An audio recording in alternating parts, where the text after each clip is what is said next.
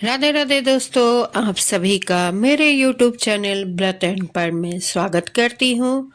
आज मैं आप सभी को सुनाने जा रही हूँ माघ मास की महात्म कथा का 27वां अध्याय।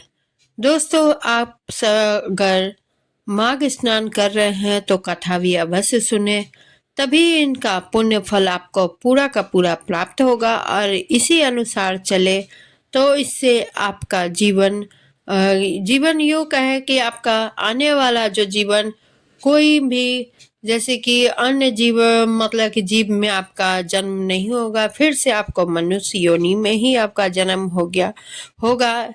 इसलिए आपको अगर इस कथा का जैसे कार्तिक स्नान, माघ स्नान, बैसाख स्नान, इस तरह की कथा अगर आप सुन रहे हैं और उसका अनुसरण कर रहे हैं तो आप सभी को उसका पुण्य फल अवश्य प्राप्त होगा।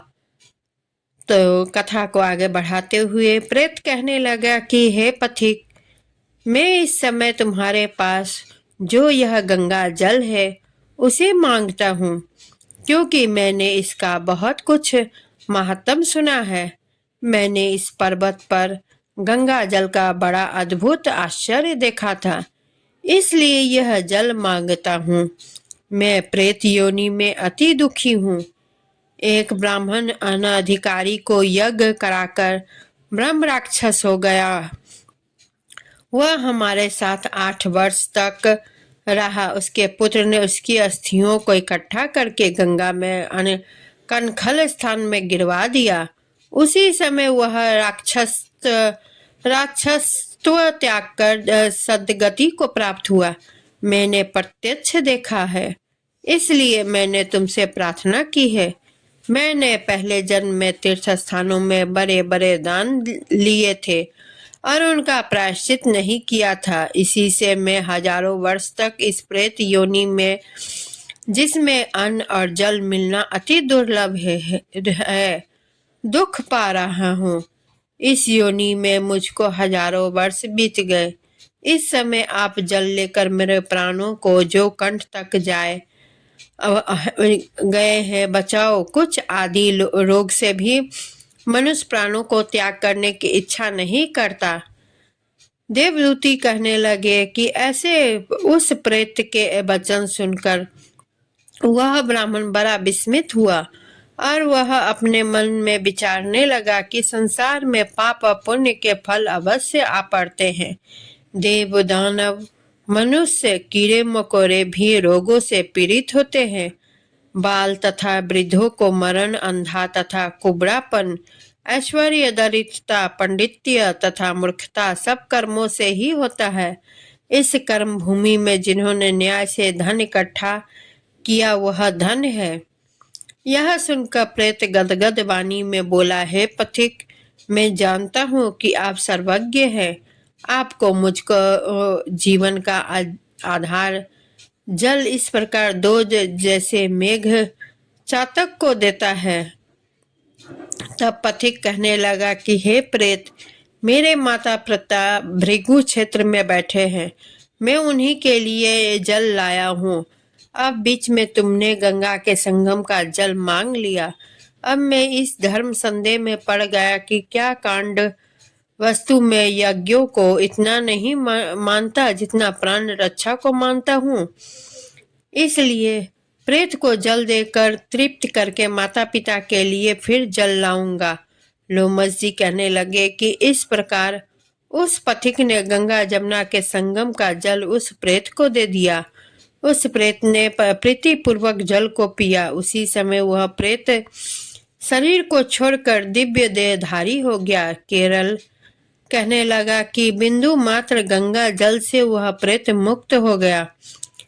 हम समझते हैं कि ब्रह्मा जी भी इस जल के गुण का वर्णन नहीं कर सकते, नहीं तो महादेव जी इस जल को मस्तक पर क्यों धारण करते।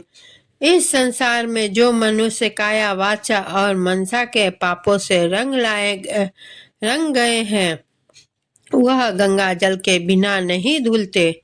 गंगा जल के सेवन से मुक्ति सदा सन्मुख खड़ी रहती है। जिसके जल को स्पर्श करते ही प्रेत प्रेतत्व को छोड़कर मुक्ति को प्राप्त होते हैं। जो गंगा स्नान करता है वह वैष्णव पद को प्राप्त होता है।